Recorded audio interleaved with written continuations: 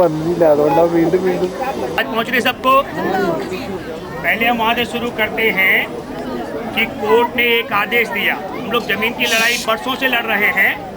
आप लोगों ने 2011 के बाद से लड़ना शुरू किया है ना, तो बरसों से नहीं दशकों से लड़ते लड़ते एक बात हम आपको अनुभव के आधार पर बता रहे हैं।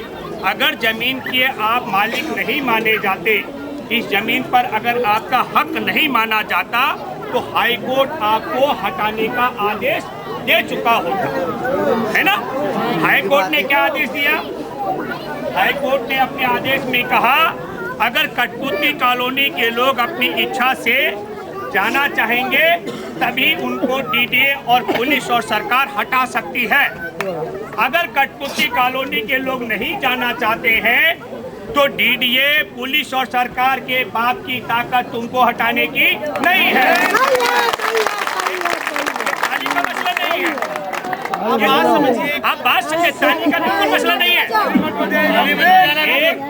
एक सीमा होती है, जब आप किसी जमीन पर कितने साल तक काबिज हैं और जब ज्यादा समय तक काबिज होते हैं तो वह जमीन पर आपकी मलकियत मानी जाती है। एक दूसरी महत्वपूर्ण बात, जब बीपी सिंह सरकार बनी थी तो आप लोगों को लोहे का कूपन दिया था ना? दिया गया था। लोहा नहीं है, सिल्वर है, वो भी डुप्लीकेट का होगा। नेता बहुत बने देश में, हमने उनसे सिर्फ एक गुजारिश की थी कि जब आग लगती है गरीब के घर पर तो उसके सारे कागज पत्तर जल जाते हैं और फिर डीडीए, पुलिस, एमसीडी कोई उनको कुछ नहीं मानता है। पानी भी भरता था अपने लोग के घर में। नहीं बन सकती है तो जलती ना हो, तब उसके बाद उनको ये सिल्वर का वो मिलना शुरू हुआ है ना, मिलना, ताकि सब जल जाए लेकिन वो रहे। एक बात, पहली बात आप समझ गए कि आप जमीन के मालिक हैं। कितने लोग समझे जो जमीन के मालिक हाथ उठाइए? क्योंकि डीडीए के, पुलिस के, मोदी के, अरविंद के कैमरे लगे हुए हैं, है ना? उठाकर बोलिए मालिक है कि नहीं है? एक बात। अब दूसरी बात, क्या आप यहाँ से अगर समझौते के जाना चाहते हैं? नहीं जाना चाहते? बोले नहीं जाना चाहते। अब मैं दूसरी बात बताता हूँ, जो 3-4 तरीके हैं आपके जाने के। जैसे हमारे बढ़िया घर बनना चाहिए, ये बोल रहा है जाना चाहते हैं, जानते हैं ये लोग नहीं जाना चाहते हैं। बेचारा क्यों चुका ये पंगा? पहले अगर आपके पास समय नहीं है तो मैं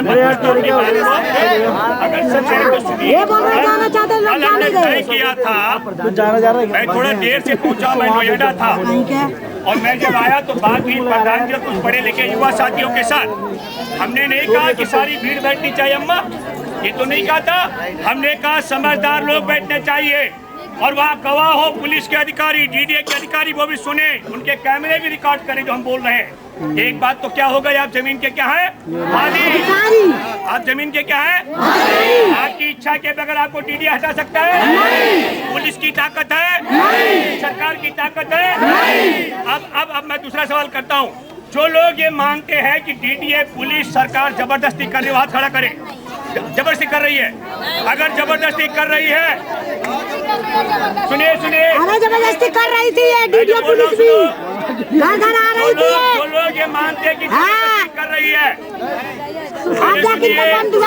उन सब के लिए हम एक एप्लीकेशन अलग अलग आदमी की बनवा कर लोकल थाने में रिपोर्ट दर्ज कराएंगे कि हाई कोर्ट के आदेश का उल्लंघन करा जा रहा है। पुलिस की डीडीए के अधिकारियों के द्वारा, सरकार के द्वारा।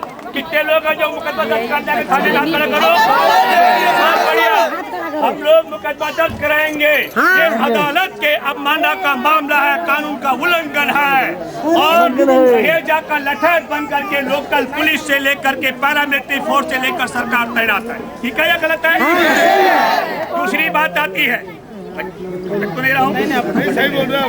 दूसरी बात कह रहा हूँ, मैंने पहले दिन भी जब बोला था, मतलब मुझे बड़ा अफसोस है कि कठपुतली कॉलोनी के लोगों के पास 100 रुपए है और उनको धनवान बनाना है। क्या बनाना है? धनवान बनाने के लिए मुनाफाखोर रहेजा को 40 रुपए दे देने हैं। आप गरीब हो जाएंगे कि अमीर बनेंगे? अमीर बन। जब आपके पास 100 रुपए है और पुलिस लठैत के रूप में डीडीए मुनीम के रूप में और सरकार मैनेजर के रूप में 40 रुपए तुमसे छीन कर रहेजा को दे देगी, तुम अमीर बनोगे कि गरीब बनोगे? तुमको अमीर बनाने के नाम पर 100 रुपए में से 40 रुपए रहेजा ले जाएगा, तुम्हारा नुकसान होगा कि भला होगा? फिर कितना पैसा बचेगा? 60 रुपए। उस 60 रुपए में से आपने देखा चलने के लिए सड़क होती है, पार्क होता है। अभी देखिए ये भी तुम लोग, तुम्हारा जो पार्क पे कब्जा किया उसके खिलाफ भी तुमको मुकदमा दर्ज कराना चाहिए इनके ऊपर।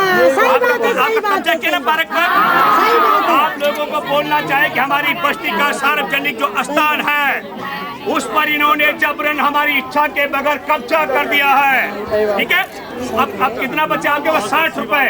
60 रुपए में से सड़क के नाम पर भी आपके पैसे कम हो जाएंगे, बारात घर के नाम पर भी पैसे कम हो जाएंगे, आपके स्कूल के नाम पर भी पैसे कम हो जाएंगे।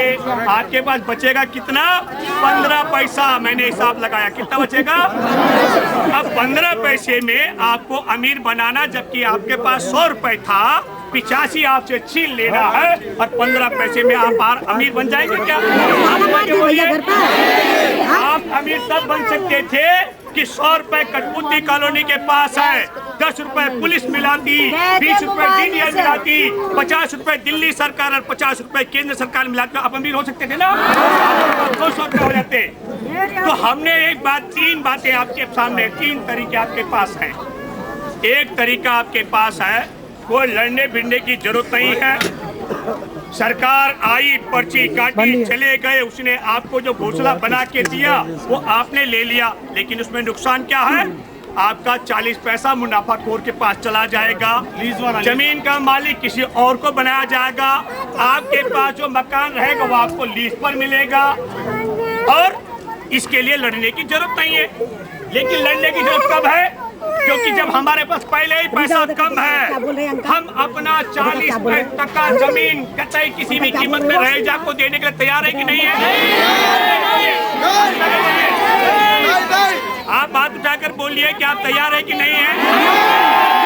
अब अगर नहीं है आप तैयार, तो इसका मतलब है कि अब लड़ाई का दूसरा तरीका होगा। देखिए मैं राजेश, थोड़ा प्लीज, 3-4 बातें हैं। एक है कि हम लोग यहाँ बैठे रहे आपके पास और डीडीए, पुलिस और सरकार बारी बारी से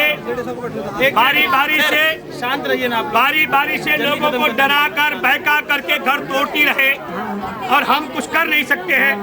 तो इसके लिए मैं आने वाला नहीं हूँ। अगर आप रहेजा को 40% जमीन देकर अपना घर बनवाना चाहते हैं, उसके पक्ष में भी मैं नहीं हूँ। सही बात। लेकिन आप अगर सरकार और डीडीए ये कहती हो कि कठपुतली कॉलोनी की जमीन पर कठपुतली कॉलोनियों को 100% जमीन उनको मकान बनाकर दिए जाएंगे, उसके लिए हम साथ हैं। सही है, सही है, सही है। अब आता है तरीका, रहेजा फेल हो गया, रहेजा तब बनाएगा आपकी जमीन। राजेश भाई तो नहीं बोल रहा, जब 40% आपकी जमीन ले लेगा, पहले आपको गरीब बनाएगा, आपका घर जहाँ बड़ा बन सकता था उसको छोटा करके देने का तैयार है। तो बड़ा घर का तरीका कैसे है कि हमारे 100 रुपए जो है वो हमारे 100 रुपए का हमारे पास रहना चाहिए, किसी और के पास नहीं जाना चाहिए। तो मैं ये कह रहा हूँ, मैं दूसरी बात आपसे कहना चाहता हूँ कि अगर आप इस ओर आगे बढ़ना चाहते हैं कि कठपुतली कॉलोनी की जमीन का एक टुकड़ा हमने नहीं देना है, इस पर 100% कठपुतली कॉलोनी के लोगों के घर बनने चाहिए। सरकार, डीडीए, पुलिस की ताकत आपको हटाने की नहीं है। कई लोगों ने कल अफवाह फैलाई कि पुलिस और डीडीए के लोग आनंद पर्वत में मीटिंग कर रहे थे कि कठपुतली कॉलोनी को 10 तारीख को तोड़ा जाएगा। आज तारीख कितनी हो गई है? 4 तारीख को हम बात कर रहे हैं। 5 तारीख को थाने में सब लोग रिपोर्ट दर्ज करा दीजिए, इनका फोटो ले लीजिए जब ये लोग आते हैं यहाँ पर तोड़फोड़ करने के लिए। और जिस घर को ये तोड़ते हैं उस घर के पड़ोस में जो धुआं उड़ रहा होता है उसकी फिल्म बनाइए, वीडियो फिल्म, कि हमको ये क्या होता है, हमें धूल धक्कड़ भी वो सब कष्ट झेलना पड़ता है ताकि इन पर ग्रीन ट्रिब्यून में मुकदमा दिया जाए। ये गलत तरीके से मकान तोड़ते हैं जो बहुत नुकसानदायक है।